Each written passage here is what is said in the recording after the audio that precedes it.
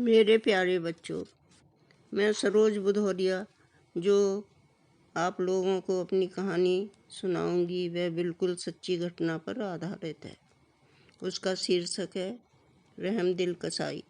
तो मेरा आप लोगों से यही अनुरोध है, यदि आप लोगों को मेरी कहानी पसंद आए तो प्लीज़ आप मेरे YouTube चैनल को लाइक करें, सब्सक्राइब करें, अपने ग्रुप में शेयर करें और घंटी का बटन दबाना ना भूलें। एक छोटे से गांव में एक कसाई जो मरे हुए गाय, भैंस, बैल, बकरी, बकरा तथा उनके मरे हुए बच्चे खरीद कर उनको काट कर उनकी खाल, खुर, हड्डियाँ, सींग और पूँछ के बाल बेचकर अपने परिवार का गुजारा करता था। एक बार वह एक गांव में आवाज़ लगा रहा था, यदि किसी के घर कोई मरा हुआ या दूध न देने वाला पालतू जानवर बिकाऊ हो तो वह मुझे बेच दे। उसकी आवाज़ सुनकर एक औरत निकलकर बाहर आई। उसका नाम लीलावती था। वह बोली, हाँ, एक कटरा अर्थात भैंस का बच्चा बिकाऊ है। कसाई ने पूछा, कहाँ है? तो उसने बताया, भैंस के तबेले में पड़ा हुआ है, तुम उसी को ले जाओ। कसाई ने तबेले में जाकर देखा तो उसको वहाँ पर कोई कटरा दिखाई नहीं दिया।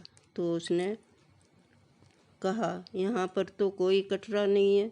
तो लीलावती ने कहा, ये जो खाट पे पड़ा हुआ है ना, इसी को ले जाओ, और हाँ, उसको तुम मुफ्त में ले जा सकते हो।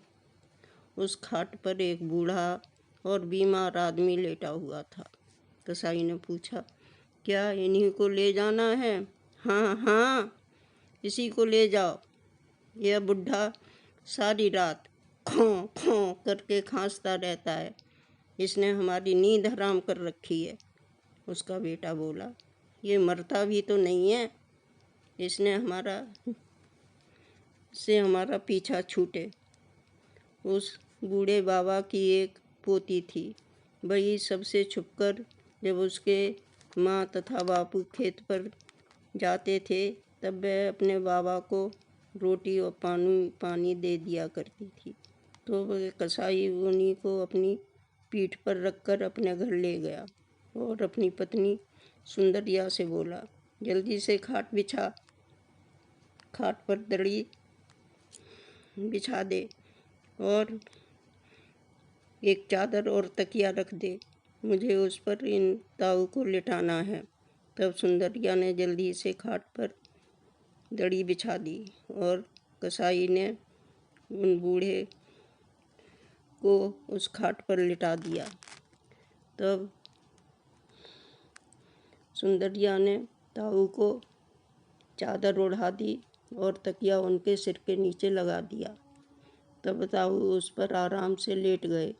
तो सुंदरिया एक बड़े से गिलास में चाय भरकर और साथ में आटे में थोड़ा सा नमक मिलाकर हाथ की बनाई हुई रोटी ले आई और बोली, ताऊ चाय पी लो। ताऊ चाय पीकर उसको बड़ा चैन मिला।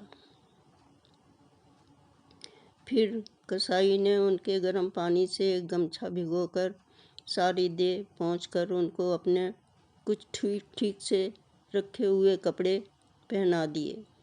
उसके बाद सुंदरिया उनको मेथी आलू की भुजिया तथा मक्का की रोटी परोस कर दे गई और बोली, ताऊ हमारा यही खाना है, आप इसी को खा लो। थोड़ी देर बाद एक रोटी और लोटे में ठंडा पानी भरकर दे गई। तब ताऊ ने कहा, बेटा बस अब और नहीं चाहिए। खाना खाकर ताऊ आराम से सो गए। सुबह जब ताऊ सोकर उठे तो सुंदरिया उनको एक गिलास में चाय तथा पार्ले के 4 बिस्कुट दे गई और बोली, ताऊ चाय पी लो। जब वह चाय पी चुके तो कसाई ने उनकी सरसों के तेल को गर्म करके उनके पूरे शरीर की मालिश कर दी और गर्म पानी से गमछा भिगोकर उनके सारे शरीर को पोंछ दिया। फिर वह गांव के एक वैद्य को बुलाकर ले आया और ताऊ को उन्हें दिखाकर उनकी दवा, बताई हुई दवा खिला दी। उसको खाकर ताऊ को बहुत आराम मिला। उनकी खांसी भी जाती रही और टांगों का दर्द भी कम हो गया। फिर दोपहर को कसाई की छोटी बेटी खाना ले आई और बोली, बाबा खाना खा लो। तब बाबा ने उसको बड़े प्यार से अपने पास बैठा लिया और पहले उसको खाना खिलाया, फिर स्वयं खाया। आज उनको खाना खाने में बड़ा आनंद आ रहा था। खाना खाने के बाद वह सो जाते हैं। अब तो उनकी यही दिनचर्या हो गई थी। चाय पीते और कसाई उनकी तेल मालिश करके गर्म पानी से गमछा भिगोकर उनका सारा शरीर पोंछ देता था। फिर खाना खिलाने के बाद उनको दवा खिलाकर सो जाने को कहता था। रात को खाना खाने के बाद सोने से पहले कसाई काफ़ी देर तक उनकी टांगें दबाता। इससे उनको बहुत आराम मिलता था और वह सो जाते थे। इसी प्रकार वह धीरे धीरे स्वस्थ होने लगे। अब वह ठीक प्रकार से चलने भी लगे थे। अब वह कसाई की निस्वार्थ सेवा से बहुत प्रसन्न थे और सोचते थे कि दुनिया में ऐसे भी इंसान रहते हैं, कहाँ मेरे बहू बेटा, कहाँ ये कसाई होकर भी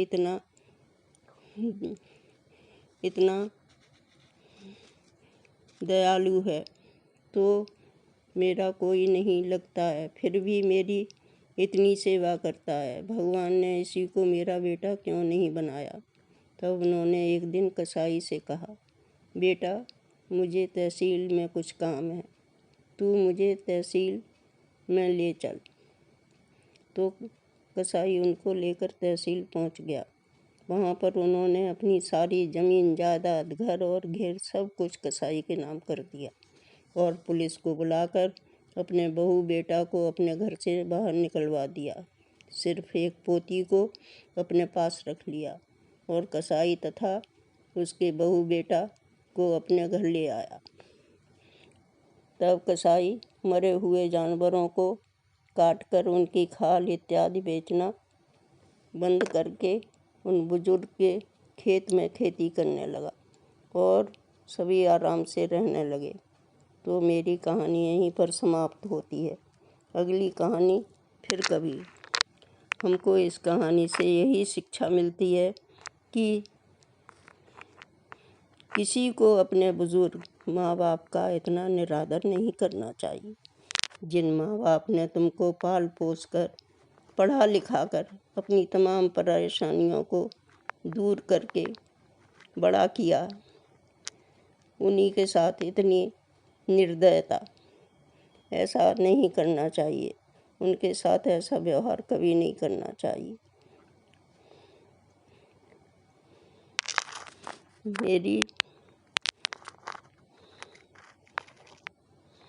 आपसे यही अनुरोध है कि आप उनका ठीक ठीक से ख्याल रखें। आज की मेरी कहानी यहीं पर समाप्त होती है। तो बच्चों, यदि आपको मेरी कहानी पसंद आई हो तो मेरे YouTube चैनल को लाइक करें, सब्सक्राइब करें, अपने ग्रुप में शेयर करें और घंटी का बटन दबाना ना भूलें। धन्यवाद।